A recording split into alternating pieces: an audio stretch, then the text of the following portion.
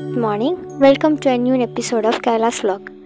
നമ്മുടെ വീട്ടിലൊക്കെ എപ്പോഴും മാക്കി വരുന്ന മാവ് ഉണ്ടാവാറുണ്ടല്ലോ, ദോശയുടെ ഇഡ്ഡലിയിലേക്ക്. അതൊന്നും ഇനി കളയണ്ട കേട്ടോ.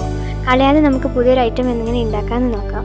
അതിന് വേണ്ട ചേരുവകൾ: മാവ്, അരിപ്പൊടി, ഉപ്പ്, മഞ്ഞൾപ്പൊടി, മുളക് പൊടി, കായം, ബേക്കിംഗ് സോഡ, പിന്നെ കുറച്ച് വെളിച്ചെണ്ണ, പിന്നെ നൂൽപുട്ടിന് ഉപയോഗിക്കുന്ന സേവനാഴിയാണ് ഉപയോഗിക്കുന്നത്. ഇഡ്ഡലി ദോശ മാവിലേക്ക് അരിപ്പൊടിയും മഞ്ഞൾപ്പൊടി, മുളക് പൊടി എന്നിവ ചേർത്ത് നന്നായി കുഴച്ചെടുക്കുക.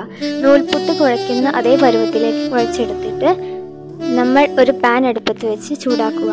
പാൻ ചൂടായ ശേഷം എണ്ണ ഒഴിച്ച് നന്നായി ചൂടാവാൻ വേണ്ടിയിട്ട് വെക്കുക. എണ്ണ ചൂടാവുന്ന സമയം കൊണ്ട് നമുക്ക് നൂൽപുട്ടിൻ്റെ അച്ചിലേക്ക് കുഴച്ച് വെച്ച മാവ് ചേർത്ത് അത് അടച്ചു വെക്കുക. ആ കുഴച്ച് വെച്ച മാവ് ചേർക്കുമ്പോൾ ശ്രദ്ധിക്കുക, നൂൽപുട്ടിൻ്റെ അച്ചല്ല നമ്മൾ ഉപയോഗിക്കേണ്ടത്. നൂൽപുട്ടല്ലാതെ നമ്മൾ പൊക്കവടയൊക്കെ ഉണ്ടാക്കുന്ന അച്ചാണ് ഉപയോഗിക്കേണ്ടത്. നമ്മളിവിടെ ഒരു കിടിലൻ പൊക്കവടയാണ് തയ്യാറാക്കിയെടുക്കാൻ പോകുന്നത്. എണ്ണ ചൂടായ ശേഷം നമ്മുടെ സേവനാഴി ഉപയോഗിച്ച് പൊക്കവടയുടെ ഷേപ്പിലുള്ള മാവ് എണ്ണയിലേക്ക് ഇടുക.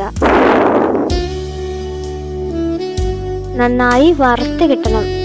നമ്മളിവിടെ ഡീപ്പ് ഫ്രൈ ആണ് ഉദ്ദേശിക്കുന്നത്. പൊക്കവടേൻ്റെ ഷേപ്പിലാണ് നമ്മളിവിടെ ബാറ്റർ ഒഴിച്ചിരിക്കുന്നത്. നല്ല ക്രിസ്പി ആൻഡ് നല്ല അടിപൊളി ടേസ്റ്റുള്ളൊരു പൊക്കവട തയ്യാറാക്കി കഴിക്കാം നമുക്ക്. ഇനി ഒരിക്കലും നമ്മൾ ബാക്കി വരുന്ന ദോശമാവോ ഇഡ്ഡലി മാവോ ഒന്നും കളയരുത് കേട്ടോ. കളഞ്ഞാൽ നഷ്ടമല്ലേ. നമ്മൾ ബേക്കറിയിലൊക്കെ പോയി വാങ്ങണ ചിപ്സിനെ പോലെ തന്നെ ടേസ്റ്റി ആയിട്ടുള്ള ചിപ്സ് നമുക്ക് വീട്ടിൽ തന്നെ ഉണ്ടാക്കിയെടുക്കാം. പൈസയും ലാഭം, സമയവും ലാഭം. പുറത്ത് പോയി വാങ്ങിക്കൊണ്ടേണ്ട ആവശ്യമില്ല. പെട്ടെന്ന് ഒരാൾ വീട്ടിലേക്ക് വന്നാൽ നമ്മൾ ഗസ്റ്റിന് തീൻ്റെ സ്നാക്സ് ആയിട്ട് നമുക്കിത് കൊടുക്കാം. 5 മിനിറ്റ് കൊണ്ട് നമ്മുടെ വീട്ടിൽ ഫ്രിഡ്ജിൽ ബാക്കി മാവ് ഉണ്ടെങ്കിൽ ആ മാവ് കൊണ്ട് നമുക്ക് 5 മിനിറ്റ് കൊണ്ട് തന്നെ ഒരു പൊക്കവട തയ്യാറാക്കി അവർക്ക് കൊടുക്കാം. കുട്ടികൾക്കും ഇഷ്ടപ്പെടും, മുതിർന്നവർക്കും എല്ലാവർക്കും ഇഷ്ടപ്പെടുന്ന ഒരു കിടിലൻ ടേസ്റ്റ് ഐറ്റമാണ് ഈ പൊക്കവട.